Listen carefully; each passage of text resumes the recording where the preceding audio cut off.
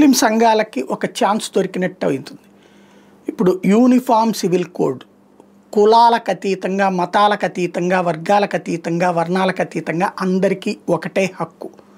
ఇక్కడ పెళ్ళి నీ మతాచారాల ప్రకారం చేసుకో, నీ కులాచారాల ప్రకారం చేసుకో. ఒకళ్ళకి తాళిబొట్టు ఉంటుంది, ఒకళ్ళకి సింగిల్ తాళిబొట్టు ఉంటుంది, ఒకళ్ళకి 2 ఉంటాయి, ఇంకొకళ్ళకి 3 ఉంటాయి. ఇట్లాగా రకరకాల విధానాలు ఉంటాయి. కాబట్టి ఎవరి ఇష్ట ప్రకారం వాళ్ళ మతాచారాలు, వాళ్ళ కులాచారాల ప్రకారం పెళ్లి చేసుకోండి. బట్ పెళ్లి తర్వాత హక్కు పరంగా వాళ్ళకైనా వీళ్ళకైనా అందరికీ ఒకటే. ఆ అమ్మాయికైనా ఈ అమ్మాయికైనా, ఆ మతమైన ఈ మతమైన, ఆ కులమైన ఈ కులమైన, అబ్బాయికి ఉండేటటువంటి బాధ్యతలు ఆ కులమైన ఈ కులమైన, ఇట్లాంటిదే యూనిఫామ్ సివిల్ కోడ్. అయితే ఇందులో గిరిజనులకి వర్తించదు అన్నటువంటి కాన్సెప్ట్ని ఇప్పుడు కేంద్ర మంత్రి కిరణ్ రిజిజు చెప్పుకొచ్చారు. ఎందుకంటే వాళ్ళది భిన్న సంప్రదాయాలు ఉన్నాయి. గిరిజన తెగల్లోనే బిల్లు జాతి వాళ్ళది ఒక రకం ఉంటుంది, అట్లాగే ఇతర తెగల వాళ్ళది మరొక రకం ఉంటుంది. అట్లాంటప్పుడు యూనిఫామ్ సివిల్ కోడ్ వాళ్ళకి వర్తించదు అని చెప్తున్నారు.